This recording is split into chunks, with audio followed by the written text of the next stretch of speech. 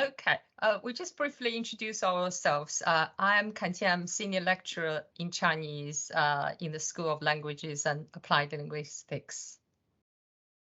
And I'm Christine Pleines, who's a lecturer in German and work also in the at the School of Languages and Applied Linguistics. Yeah, good afternoon, everybody. Yeah, just briefly explain this image on the right is a visual representation of the Mandarin Chinese 4 tones. You know, most syllables has got 4 different tones, meaning completely different things. So that's illustration of the syllable ma. So it goes like ma, ma, ma, ma. Okay. Next slide. Yeah.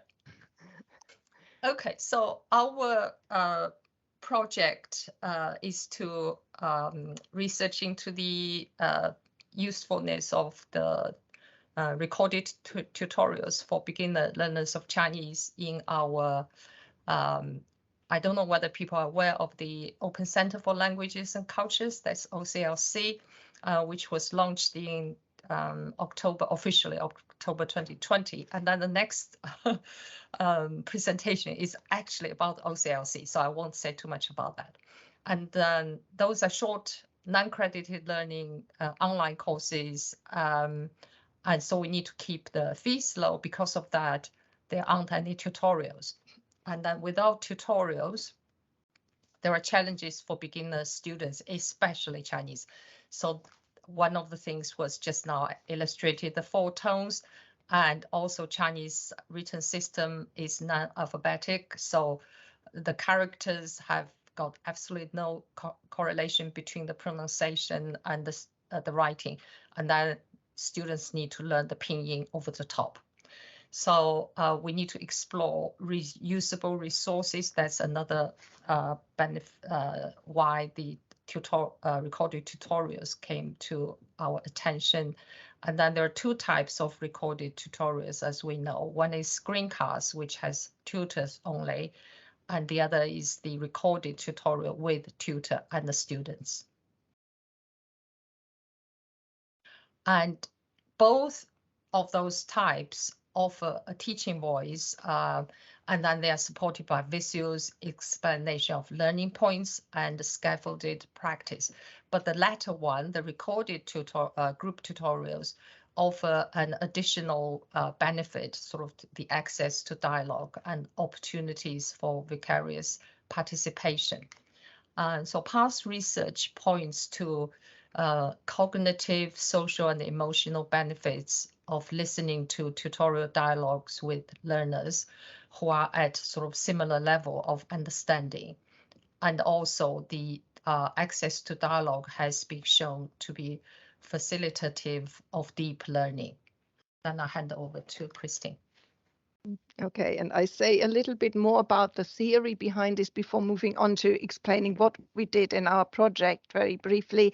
So where Qian just said access to dialogue has been shown to be facilitative of deep learning. What was meant, it was sort of educational dialogue, so dialogue between a tutor and a student, or dialogue between students who are trying to learn something, and that in a way this dialogue externalizes to some extent the learning process, and that it's been found that actually accessing that, even to someone who just listens to it, can actually be facilitative of deep learning.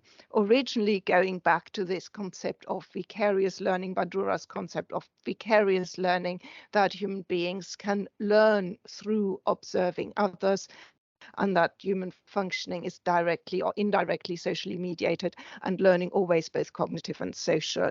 And of course, this concept of vicarious learning is very, very much a socio-cognitive concept. It deals with the cognitive processing of a social event. So it's a social event, talking is going on, and someone else sort of observes it and cognitively processes it, what they are witnessing. And this has then been taken up, as we talked about previously, by educational researchers to find out, how students can learn from, possibly also from, recorded tutorial dialogue. And then we're interested, of course, in language learning. And I mean, very interesting to hear the previous presentation as well, on students interacting and students sometimes worrying about interacting, because of course, direct interaction and participation plays a particularly big role for us in language learning, in that, both the cognitive interactionist theories and the social theories of language learning emphasize the importance of active participation and interaction for language learning. So, I mean, social theories, they would posit that languages are learned in interaction. So not even just with the help of interaction, but they're actually learned in social interaction with others. But both also accord a role to indirect participation for language development. And I think we just heard a little bit about that in the other presentation, that students also sometimes participate indirectly. Yeah, for example, they're in a tutorial, but they turn their microphone off, so they can kind of participate, but nobody hears them, So there are ways of indirect participation, which are also facilitative to language learning. And covert learner activity in particular plays a very big role in language development. So for example, one study that's now over 20 years ago, Amy Ota showed in a classroom setting, she studied learners who were overhearing the dialogues going on around them. And she said, unencumbered by the demands of production, the listeners used their attentional resources to process the interactions they were witnessing. And also more recently, Fernandez de Bao was kind of a peer learning setting, said that indirect participation provides a space to repeat, manipulate, and internalize language. So for example, she came up with this sort of very practical recommendation, saying when she makes groups, she now doesn't make groups of 2, she makes groups of 3. Because in a group of 2, everybody's always interacting directly, whereas in a group of 3, sometimes you will have that private space to repeat, manipulate, internalize language. And it's with this background in mind, that made us design a project based on tutorials which were interactive, which included dialogue between tutor and students, between students, so which included the tutor voice very much so, and that was Qian's voice and Qian's PowerPoints and explanations, very clear explanations, but also some student voice and some student interaction. So this our project setup. So we recorded 4 tutorials with Qian as the tutor and volunteer students from the beginner Chinese course in the Open Center for Languages and Cultures. And then we made the recordings. The tutorial recordings were between 45 minutes and 1 hour long. Now they were kind of scheduled as 45-minute, 50-minute tutorials. And then we made these recordings available to students on that course and then on its subsequent presentation.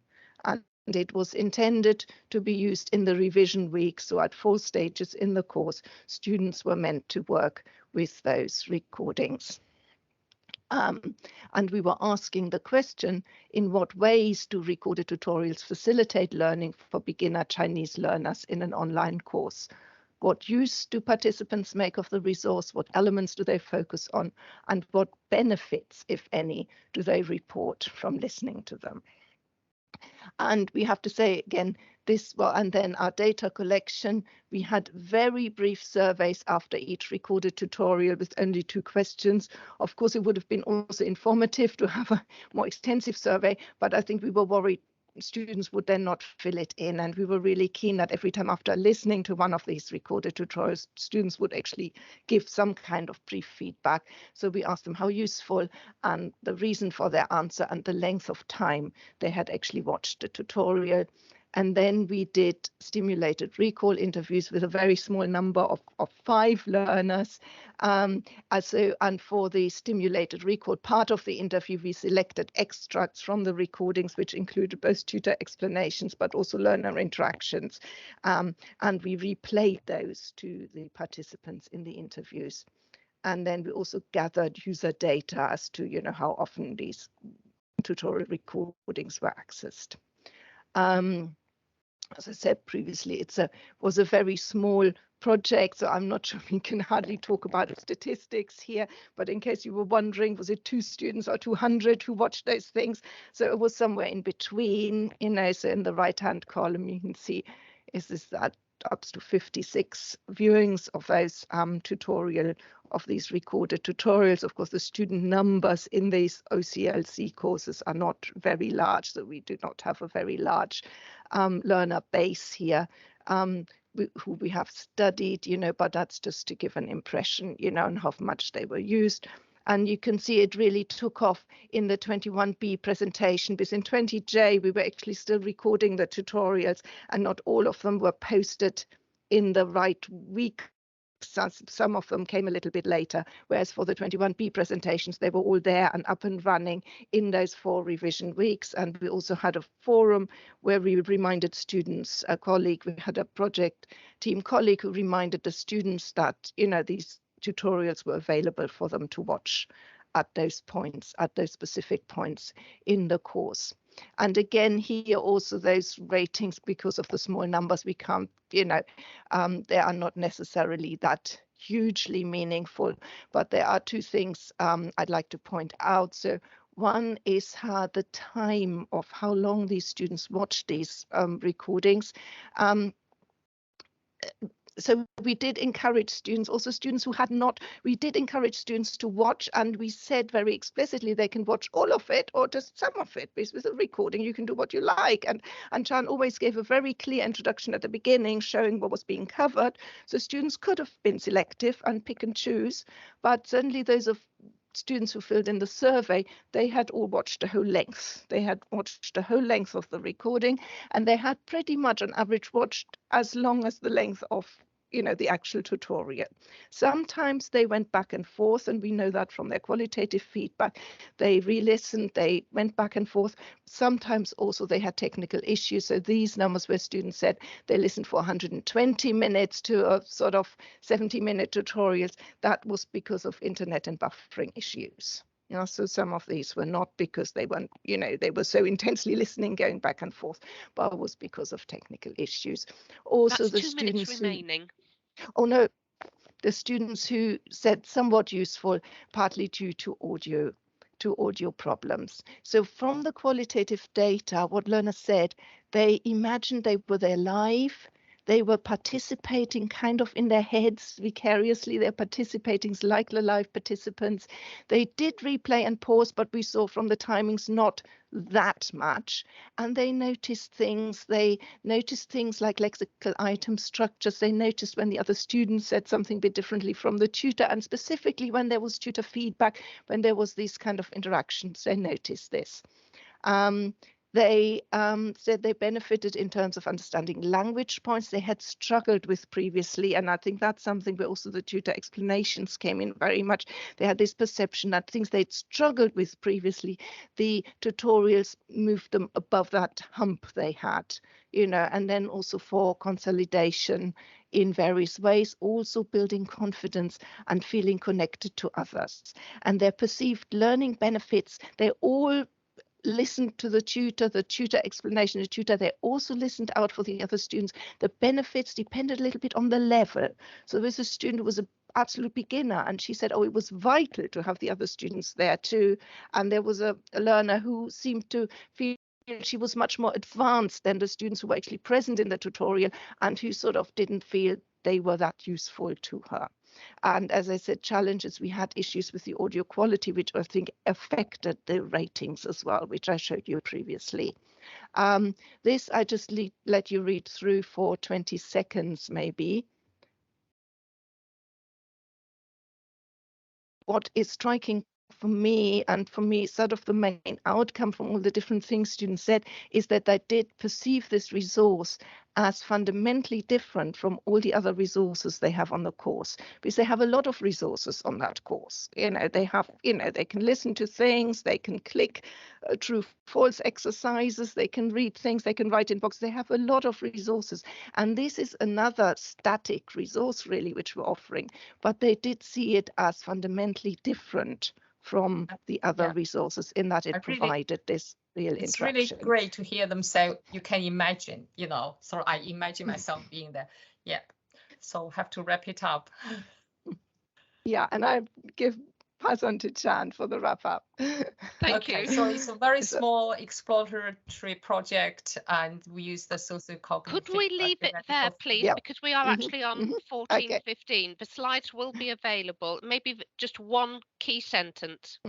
Yeah, okay. On this reference page, we have put the link to our report on the Praxis Exchange platform. So it's there.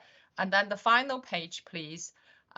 We just want to say we have submitted an abstract for a full paper to the special issue Technology Enhanced Teaching of Chinese as a Foreign Language, and the abstract has been accepted. So we're hoping to get the full paper ready, and then it's scheduled to be published early next year, of course, depending on peer review. Yeah. Lovely. Thanks very much.